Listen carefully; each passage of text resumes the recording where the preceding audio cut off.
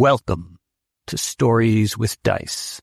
This is the Sword Campaign, a Pendragon actual play podcast using the 6th edition starter set from Chaosium.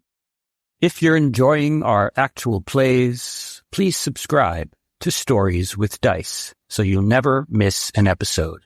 Don't forget to rate and review us. It really helps others discover the podcast. Follow us on social media to stay updated, share your thoughts, and join the conversation. You'll find the relevant links in the description of each episode. As always, thank you for listening. Before we begin, I'd like to mention that most of us are new to Pendragon, and we're all new to the 6th edition. We're playing a slightly modified version of the starter set campaign, designed to teach the game as we go, so we hope you'll come along and learn with us. With that said, your Pendragon may vary. This is ours. Now imagine for a moment that we're watching a film. The cinema lights dim. A title card fades into view on the screen, displaying the following text. The old ways are dying. Magic fades. The one god sweeps in from the east to cast out the ancient gods of wood and stream and wind. The land is divided.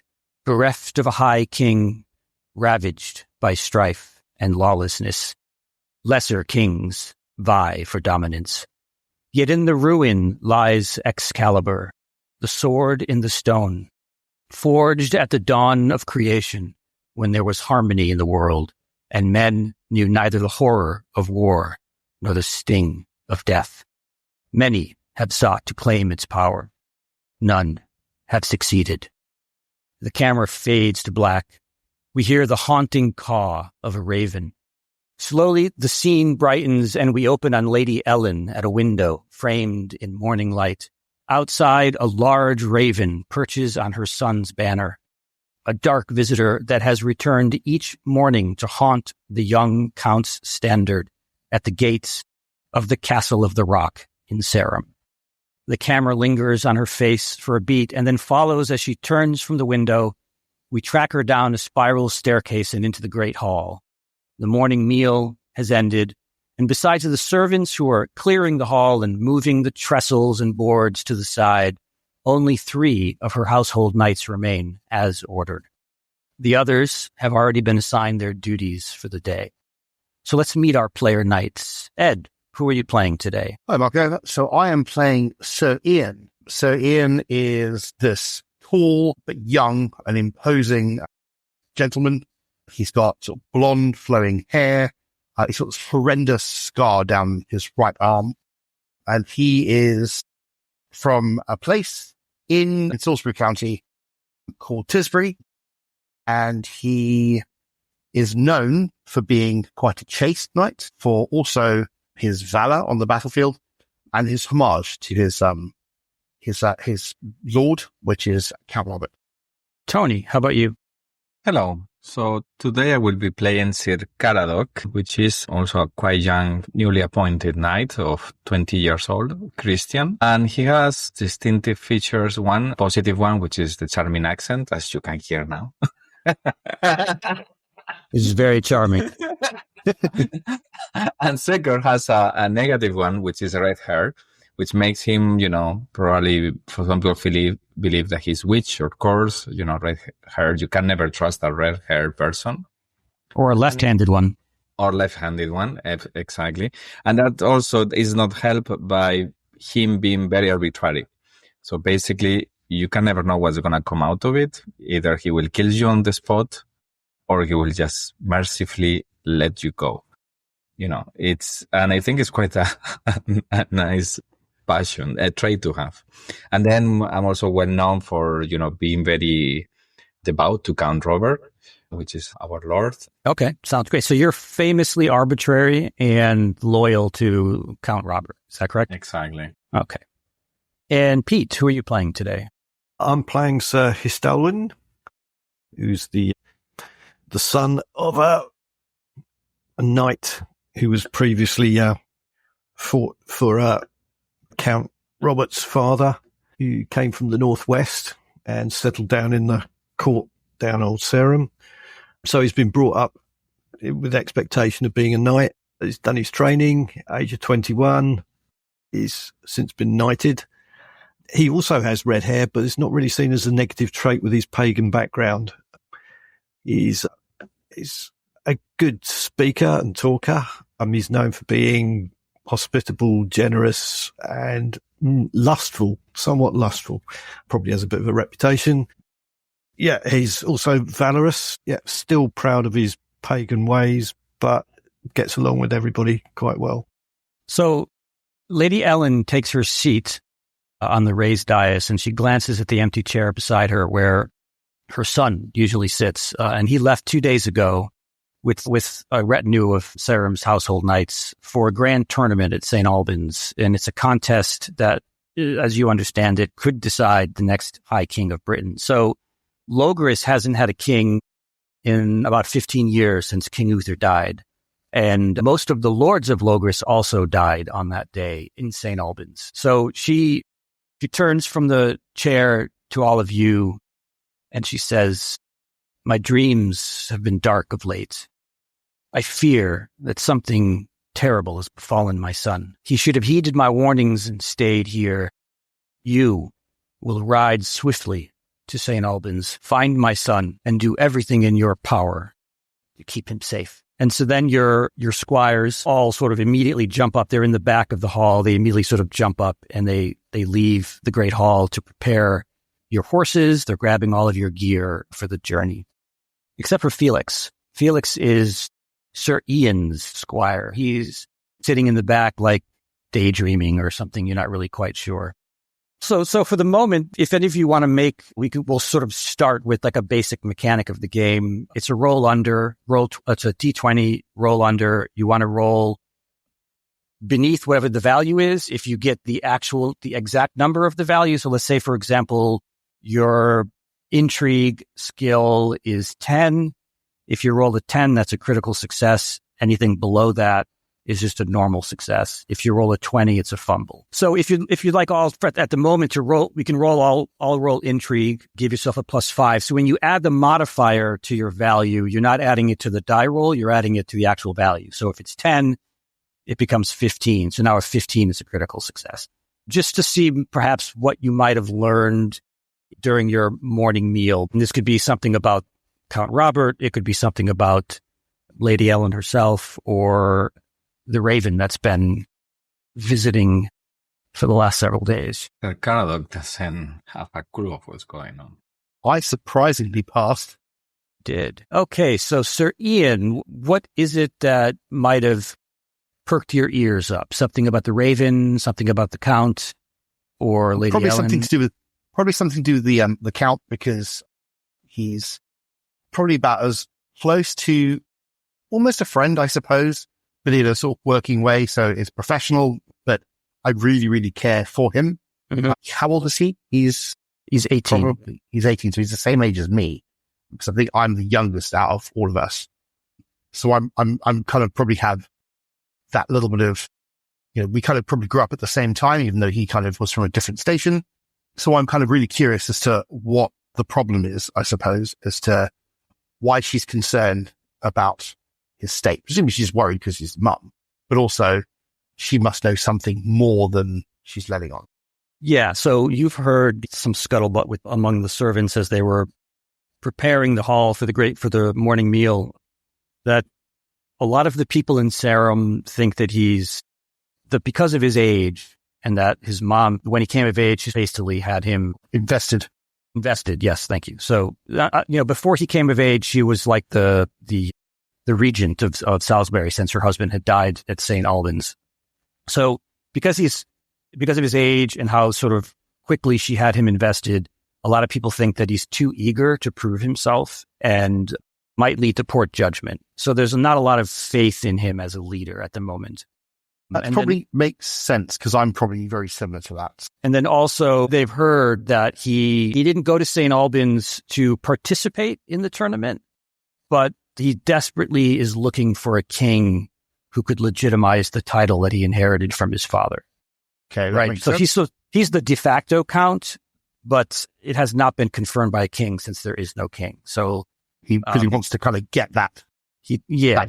Official status. Exactly. Yes. And his mom, didn't want him to go to St. Albans at all. And he sort of defied her wishes. Is there anything else that you guys want to do before you head out? The living daylights out of Felix.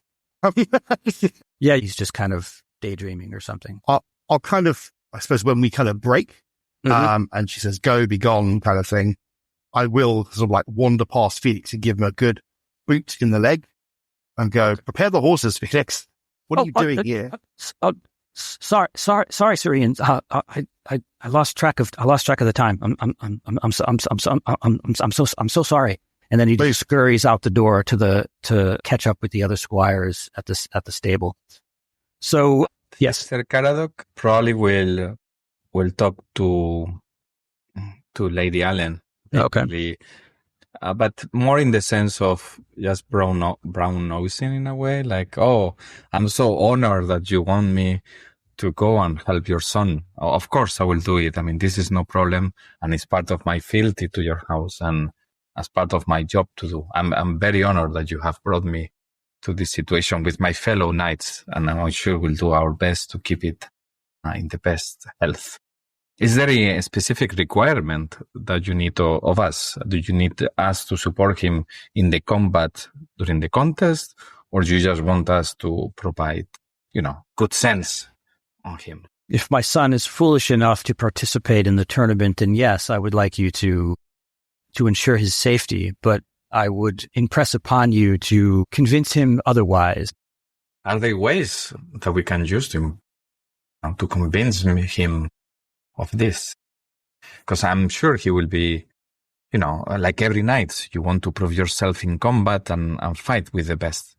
So it's going to be complicated that we come to him and as simple knights tell him this. It can be seen as something cowardly. I understand the difficult position I have put you in by making this request. Simply tell him that his mother forbids it. Yeah. The love of a mother is something to hear. And to be obedient is very important. I will use this. Thank you so much, Lady Allen, for guiding me in this difficult situation. I'll do my best. My arm, my hand on my heart, and I salute her. May God be with you, Sir Caradoc, and with your fellow knights. Then I will just leave and prepare my stuff with my squire Owen. Sir Histolwyn, is there anything you'd like to do before heading out? Well, while my squire's getting everything ready, I'll probably pop past the kitchens, as provisions for the journey are probably foremost in my mind, especially make sure we've got enough ale to go with us. He doesn't trust his squire, I see. Oh, I trust my squire to pack all the stuff on the horses that squires tend to do, but yeah, I have other priorities at times. So okay, so yeah, plus the young ladies who serve in the kitchens, I'll say farewell to them as well. Okay, so I see where we're at. Why don't you give me let's roll your lustful trait. Let's see if Histolwyn stays late. Yeah, so there are two housemaidens, I guess, who are in the kitchens that you have both had sort of trysts with, but neither one of them know that you've been with, they don't know that you've been with both of them. One of them sort of is eyeing you and gives you a smile, and the other one starts to get a little jealous of this woman. So how are you reacting to the two of them? They're both they both start fawning over you as soon as they see you, and then they sort of realize that they're both. I will sort of blank any jealousy that's there and treat it as if, it's quite normal that, both could gain my attentions equally, and I don't see why there's any reason why they should be jealous of each other. There's enough of me to go around. I can see someone's going to be getting us into a lot of trouble. And where are you off to, Sir Histolwyn?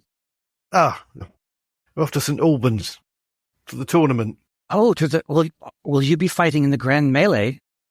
Well, I may have other tasks to do while I'm there, but be assured if I am called upon to do so, I shall equip myself very well. I do wish I could be there. And then the other woman steps on the girl's foot and nudges herself into the conversation and gives you a peck on the cheek and wishes you good luck. And she says, I'll have your favorite have your favorite pie ready for you when you return. Well, that's very generous. I look forward to it. His favorite pie?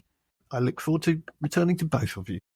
So you ride east from Sarum on the King's Road. It's an old Roman road. Wildflowers are blooming through the cracks in the cobblestone. It is early May, by the way. The air is cool, and the green fields of Salisbury Plain are, stretching out on either side of you. In about a day's journey, as night begins to fall, you reach the eaves of the Harwood, and beyond that forest lies Salisbury County.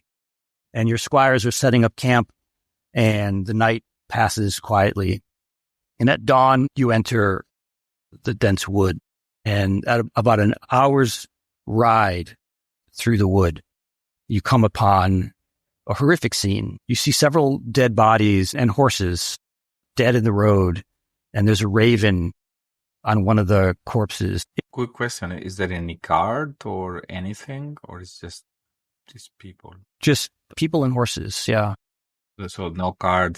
We cannot assume that they were like merchants or anything like that just by looking at them, just travelers. No, not from this distance anyway. No, you can't. You'd have to sort of get a good look at the corpses to sort of try to identify them. You see what they see, sirs? There seems to be something on the road ahead of us. I will turn to Histelwin, as he has the most amount of glory and he's also the oldest. So I will defer to him, regardless of what we've discussed as the lead of us. I look for some kind of guidance on what to do, sir. Something terrible has happened. These bodies, they've not been buried. They've been left to be picked apart by the animals. Some evil has done this. We should be cautious. Maybe bandits, maybe raiding parties. Draw my sword. Okay. Are you approaching the bodies? What are you doing? I'll approach on horseback. I feel more comfortable on horseback than I do anywhere else. And I look at Sir Caradoc. What were you looking at, sir? I think I shall check these bodies to see what kind of treatment have they had. Yeah, you approach and you are immediately horrified to see one of these bodies is the knight that squired you. Oh, so that means he's Sir John. Sir John, exactly. I'm shocked. Is he dressed? Can I see the heraldry? He has no, as you said, he has no armor, no nothing on him. Right. It appears that all of his armor and weaponry he's been stripped of all of it. And he has some terrible, terrible stab wounds. He's lost, all these individuals have bled out, and it would appear that the younger bodies you would imagine are the squires. See how many? You see 4 dead adult bodies, and then 4 younger bodies, and then their horses. I'm afraid this looks very dire. I recognize here Sir John, the knight who squired me, and I look around. I'm very suspicious. One of my traits is I'm 14 suspicious. So immediately I'm looking around and trying to see, are we alone in the forest? So I'm kind of doing a bit of a loop of the battle area, just on the horseback, kind of looking around, twirling the horse around, just sort of, I guess, being on guard around everyone so they can kind of search and do what they need to do while I'm on the defense, I suppose. Okay. Yeah. Why don't you make an awareness roll, Sir Ian? So awareness. I rolled a 15. I needed a 5. Okay. Oh, your awareness is terrible. No clue. I can't see the wood for the trees. Can I roll 2? Because I'm looking around after I see what has happened and I'm suspicious. Yes. And give yourself, let's give your roll a +5. So you'll add 5 to your skill value. Success. Okay. So at the moment you hear nothing in the woods. There's just the raven who sort of flew off up to a tree and is sort of squawking at you. But you apparently at the moment are alone in the forest. But you now recognize the other knights. There is Sir Eliot, who squired Sir Ian, and Sir Wynn, who squired Sir Histelwin. And then there's Sir Godfrey. And you know that he squired a knight that is also a household knight in Lady Ellen's court, Sir Nigel, who is not with you at the moment. I shared this news with Sir Ian Histelwin in case they didn't realize yet. Ah, look, isn't this Sir Eliot and Sir Wynn? Look at them. Even though their features are totally change because of the trauma. You can tell. When he says this, Sir Elliot, I'm going to turn my horse to where he's pointing, ride, drop the sword, jump off my horse, and be really kind of like stressed and worried to just make sure that it is actually Sir Elliot. And I just recklessly throw stuff off just to kind of do it. I don't think about anything else apart from checking on my old lord. And your reckless roll was a critical, so put a check mark. Oh yes, okay, cool. Put a check mark next to that trait. Yeah. So you get down off your horse. You sort of throw caution to the wind, drop your sword, your shield, all of those accoutrements, and you kneel beside the dead body of the knight who squired you. And I get very angry. He also has like a horrible gut wound. Sir Histolin, what are you doing? I'll call back to the squires and tell them to stay back for now and to stay cautious. And then I'll go forward to meet my fellow knights and discuss what we should do. Does it look like they had a chance to fight? It definitely looks like there was a pitched battle here, yes. What's the force that took down 4 good knights like this? Be fairly formidable. How would they even be here? We would know that. These wouldn't just fall. Looking around if I see any kind of clues in the sense of tracks or something that can shed some light of what happened here. I'm guessing right on the space where we are, where they are dead, there's not much to see, but I try to move aside, looking around to see if I see the tracks coming in or out of people. I mean, I guess it's not easy, but I'll see. Yeah. And so you had previously had a successful awareness check, right? Yes. Okay. So roll for hunting and give yourself a +5. So add 5 to the hunting value. Thank God, because I have only 5 for hunting. Yeah, I'm a bit better. I fail. There's too much debris and animal tracks and everything else on the sides of the road into the woods that you can't find any evidence of who the perpetrators were who committed this heinous act. Can we know why somebody would attack these knights? I mean, because definitely they are robbers. Have we heard of a band of robbers or thieves in these woods or anything? I mean, the rumors or the events in the latest months? So there has been nothing but sort of anarchy since Uther died. So the land is quite dangerous outside of most towns. You also do know, as Knights of Salisbury, that Salisbury has a contentious relationship with the neighboring county of Silchester, which is just beyond the woods. So I will talk with Sir Estalwyn, Sir Ian. Well, seeing that we don't know where the perpetrators are, we most definitely should be sending these bodies back to be properly taken care of. Perhaps we can send one of our squires or 2 of our squires to do this. Although I would be honored to actually go and protect the bodies until they reach back Sarum. We cannot leave them here. No, we cannot leave them here, but we also cannot tarry. We are told we have to go and find Count Robert. I suppose we could send one of our squires back. There are horses. We can put at least the bodies on the horses that they left. Well, there is a town nearby. I believe Kidworth is not far. Perhaps we can make our way there and then get some of the peasant folk from Tidworth to come here and take them. I agree, Sir Ryan. That's a good idea. I will send my squire to get somebody from Tidworth to bring a cart or something. Okay, so you send your squire to the neighboring village or hamlet, and as you're waiting, that raven is still up the tree pawing at you. Then it's joined by a few other ravens, and they're just watching you. I'll grab my spear, wander over to it, and just like wave the spear wildly in their direction so they kind of fly off. Okay, yeah. So they fly off for a little bit and they circle over the corpses, above you. And then they all fly off except for one, and it flies to the other side of the road and it lands on the ground and it starts picking at something in the dirt, and then it looks at you and it caws, and then I'll go up, over. and then it flies up onto a tree branch and just looks you and looks down at where. Yeah, I'll go and basically follow it, and then still go to like wave the spear at it, but also look at what it was kind of like picking at. Yeah, so you see in the ground there a leaf with some dried blood on it and footprints. I look over it. The pagan. He spends a lot of his time in the woods. Sorry, Ian, So what have you Hestelin. found? Yeah, look, just be someone who got away. Head over and look at the track. It appears that the raven has pointed out some tracks, and it looks like, the tracks of a man. We may have found our perpetrators. What is that? Tracks of someone leaving the site, someone injured. Which direction? North. We should follow them. Okay. Yeah, I'll follow the tracks away north, see if Are I can you- get an idea. Are you going to wait? Are you going to wait for the squire to return? Yeah.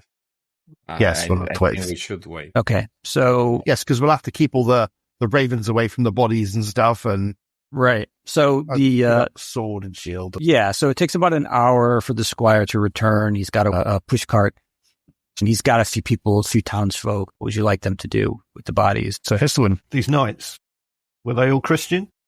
Yes, except Sir Wind, who squired you. He was a pagan. Headman of the village, do you have a chapel anywhere near your village? Somewhere where these bodies can lay and wait somewhere. We would be grateful if you took care of these bodies, watched over them until we have a chance to return and take them back to their families. Perhaps they should send notice already to Saru. Yes, I could send our best runner. Perfect. In that case. Is there anything else, my lords? I'll look regretfully down at the skin full of ale that I've got with me. Here, take this for you and the men. It'll be thirsty work taking these bodies. Very kind of you, sir. Very, very kind. I look sideways at him. It's their station to do that. So they go. They collect the bodies into the push cart, take it back to the chapel in their little village, and then they send one of their best runners to send word to Sarum of the death of these knights. And then the three of you follow the tracks into the woods north for about an hour, perhaps 2 hours, when... Presumably we can't ride. We'll have to like lead the horses and stuff. Correct, yes. And without warning, a fierce storm erupts. Howling winds, torrential rain, whipping through the trees, obscuring all visibility. And you lose sight of the tracks, so I'm going to need one of you to make a hunting roll. I'll do that. Yeah, we need to find shelter. Wait out the storm. Okay, so you lose your bearings trying to find these tracks in the storm. You wander helplessly for another 20 minutes, maybe a half hour. You're not really sure how much time has gone by. And when you just start to sort of lose all hope, you spot this flickering light in the distance through the storm. And just like that, the storm lifts. It's gone. Poof, like it had never been there. And all of a sudden it's sunset. You've lost the whole day. And ahead of you, you see Amesbury Abbey. And you all know that Amesbury Abbey has a long association with the former High King Aurelius, who had ordered its construction long, long ago. It's a double abbey, so it houses both monks and nuns. What do you do? This is most strange. I didn't know that we spent so much time moving around and that we had left the woods. Came back on ourselves. That's really odd. Very strange. Very strange. I don't know about you, sirs, but I feel tired and hungry. Perhaps Yes. we should seek the shelter of the Amesbury Abbey, get a refreshment. Yes, definitely. I think that seems like a good plan. Okay, so you approach the abbey. It's got like a palisade all around it, and the gates, as you approach, they swing open. And there's the abbot, Abbot Benedict. He introduces himself to you. He's a broad-shouldered old man, sort of like a grandfatherly presence. He welcomes you and has one of the other monks show your squires where the stables are, and they take your horses to the stables. And he ushers you into a kitchen, and he says, "What brings you to Amesbury Abbey, good sir?" Chance on the road. A storm. Storm, you say? There's been no storm, sir. Clear skies today. Look at the rain and guess we'll dredge through and stuff. Aye, but you are wet. Very strange indeed. Do not lie, my lord. No, I meant no offense. It's just, it hasn't rained today.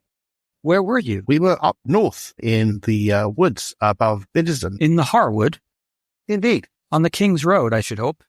We were just off the King's Road and we got turned around in the woods. There was, unfortunately, a fearsome battle, not with us, but with the knights that swired us, and they were all lost. We fear that Silchester may be to blame. Silchester? What benefit would they have in slaughtering Salisbury knights? And look at Sir Caradog. Sir Caradog? But it's well known the enmity between both counties. It's a terrible tragedy. We will pray for their souls this evening. And then a nun enters. She introduces herself. She's Abbess Beatrice. And she offers you all cups of wine, plates of bread, and cheese. And then she says, excuse me. And she takes another plate of bread and cheese and a cup of wine. And she sort of hurries out the door. And you notice that she was maybe perhaps a little nervous. Yeah. Just look at the abbot. Everything okay here? Oh, yes. There's just been this unkindness of ravens that has circled Stonehenge for these last few days, and always at dusk they seem to gather. And then he gestures for you to follow him up a narrow staircase. Partway up, he pauses at a small window with a view over the palisades of the abbey, and in the distance you can see Stonehenge and the dark silhouettes of ravens swirling above the stones. We are all on edge, the abbot says. Something wicked stirs in that place. Perhaps our Lord sends you here to reveal it to us. But then almost as quickly, he just kind of shrugs. Evening prayers are in an hour. You are welcome to join us in the chapel. This is most strange, sirs. I don't know what to make of this. It's indeed very strange, and I dare say horrible portent of things to come. So, Sir Histolin, you as a pagan, you would know that since you follow the old ways, that those who follow your religion say that a raven is a bird of wisdom and prophecy, and that its arrival is a sign of change. Whether that change be death or transformation, only the gods know for certain. I look at Sir Histolin. Sir, what should we do? Well, in the old ways, these birds are bringers of foretelling of change, for good or for ill. But obviously something important is happening. Do we do? Well, we'll rest here the night then. Count Robert, for all his youth, he is a good knight. We should hope that he'll be all right for now. Yeah, we should investigate to see what was the cause of the fate of our fellow knights. We will have to go back to try and find the footprints, although I imagine in such things that the rain will wash that away. Yeah, I fear any tracks may have been lost in that storm. Well, there's nothing we can do about it now then, I suppose. We would just have to... Are you saying we should go and investigate the ravens, or are we just staying here this evening? So Ian looks very kind of confused as to what to do. Well, I've never been to Stonehenge. I wouldn't mind having a look before the prayer later. I guess we still have time for this. Yeah. I mean, you have time before evening prayers. Yeah. How long would it take to get to Stonehenge? Not that long. There's sort of half-hour ride on the horse or whatever. Yeah. All right. Well, why don't we do that then? Anything, and perhaps Sir Istalwyn can tell us more about the history of this Stonehenge. I've never been there. Me neither. It's from the old times. No one's too sure about who built it. There's many different stories, but it's definitely important. Oh, we shall see. Well, you let the monks know that you're going to visit Stonehenge, and your squires get your horses ready and they accompany you. So you see the massive stones of Stonehenge standing tall and weathered against the Salisbury Plain. And the closer you get to Stonehenge, the air fills with the sounds of battle. You hear the clashing of swords and the cries of the wounded and the desperate shouts of men that are fighting for their lives. Yet there are no soldiers. There's no battle around you at all. Everyone make a valorous test. Will not fail. So that's a trait. I fail 80. So just need to get underneath my valorous. So yes, I got a success. I needed a 16 and I rolled a 13. And Perfect. I'll win a critical. So Pete, put a check mark next to your valorous trait. I think he does that already. It does it automatically. Really helpful. Awesome. That's very helpful. Thank you to the person who made this virtual tabletop. Tony, you are frightened, overwhelmed by fear. It takes hold of you.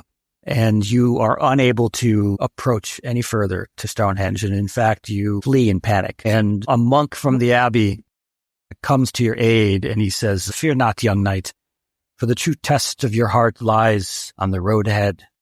Feed it well and let it not wither. Come back to the abbey, have some more wine." So he takes you back to the abbey. Sir Ian and Sir Histolwyn, you dismount from your horses, and something just sort of draws you into Stonehenge, this sort of strange, sort of supernatural experience that you're having where you're hearing this battle. And you all know that there was a famous battle here ages ago. The story of Vortigern's treachery, when he called for a feast of peace at Stonehenge and then betrayed all the nobles of Britain to the Saxons. Long before you were born. Long before perhaps your fathers were born. But it is a story that, is told and retold over the ages. So you step into the standing stones, and where moments ago there were the large stones of Stonehenge, you are now in a clearing, standing before a large tree. It is an ancient tree. Its branches are wide and sheltering, and at its base is a young sapling that's struggling to grow because it's overshadowed by this large tree. Ravens circle overhead, and they collide into each other and shift and form into an old man who steps from the shadows, and his voice is like the wind through the leaves as he speaks. And he says to you, "The old must yield to the new. This is the way of things. But the worthy only thrives if nourished. Will you, Sir Ian, and you, Sir Histolwyn, will you tend to the sapling, or will you remain in the comfort of the shade of the old?" And as his final words hang in the air, his form dissolves into thick swirling smoke, and the tendrils of this smoke coil and then burst apart as ravens fly into the air, cawing and circling overhead once more. And then the tree is gone, and you are standing alone, the two of you, in Stonehenge once more. I look over to Sir Histolwyn, sort of scratch my curly hair, and sort of, I think I might have had some bad cheese. Did you just see that, Sir Histolwyn? Did, my friend. It was not bad cheese. It's a message. Some kind of message to us. The spirits, the old ones, it's the way they communicate. We heard the sounds of the battles around here. See the mounds around. There's many a great warrior past resting here. It's an important place. I'm at a loss. I take my crucifix, which I have around my neck, and I kiss it. It all seems a bit like witchcraft to me. Yeah, it does. I'm not sure if I like this, but Histolwyn, I know this is something that you believe with your gods. And I will defer to you. If you say it is a good thing, I'll take that with a large dose of skepticism, but you are the more experienced of us, and I am happy to follow in your lead if that is what you think is the right thing to do. But the voice gave us a choice to tend to the sapling or to shelter under the old oak. What does that mean? As yet, we do not know, but hopefully how do we make it will a choice? Become clearer. Hopefully it will become clearer. Okay. Well, it's not clearer now than it was several hours ago. I am, this may be something that you were used to. Give me a good sword and a spear, and that's what I am good at. And a Saxon to drive him through, right? The Cornish. Cornish. We know what the Cornish are like. My mistake. Let's go back to the abbey for a moment. Yes. Sir Caradoc, the monk takes you back into the kitchen. He gets you a cup of wine, some more cheese, and some warm bread. You're sitting by the fire, and there you see someone else is sitting in the corner, and his back is to you. And when he speaks, you recognize his voice instantly. It's the Count Robert. He says to you, "What did you hear at Stonehenge? What did you hear, Sir Caradoc? Vortigern's treachery. I heard it too, and I fled. I am not a lord worthy of your trust nor your loyalty. My cowardice runs deeper than you know. Totally overwhelmed by what he says. And I go to his feet. I go to him and I kneel and say, no, don't say this. Myself, I was also coward and ran away from this witchcraft or hellcraft, whatever it is. You cannot say this is you. It's just a higher power, not you. I'm sure that against human opponents, you are courageous like any of us. But this is from beyond. Okay.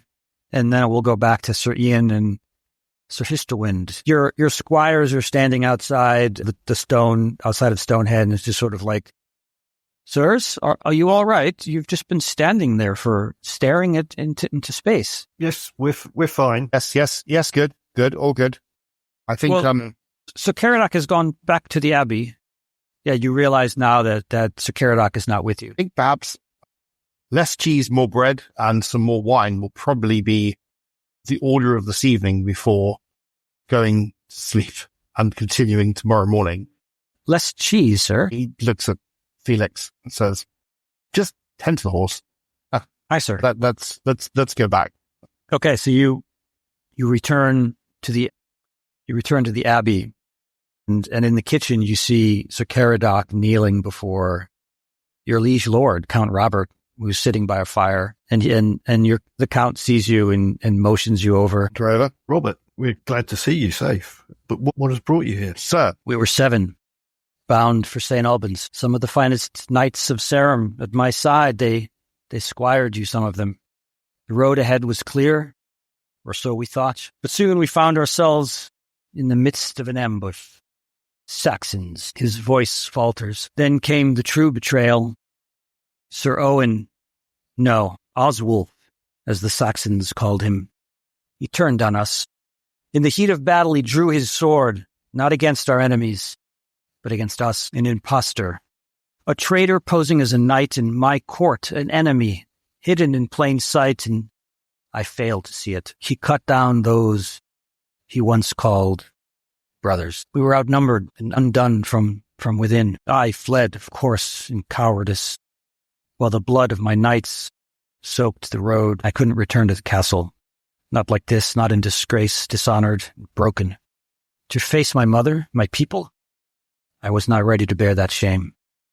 So I sought refuge here at the Abbey, holy ground, where even the guilt of a coward might find some measure of peace. I thought perhaps I could pray for forgiveness, or at least for guidance. But now I realize I cannot remain hidden here forever. Why would the Saxons seek to stop me from attending the tournament? I have only ever wished to witness the sword drawn from the stone and to kneel before the one destined to pull it forth. Oswald, of course, knew this all too well. Will you ride with me to the tournament? I cannot command it. I have lost that privilege, but I hope to earn it back. I believe answers await me there. It may be the only place where we can expose the fullness of this villainous plot.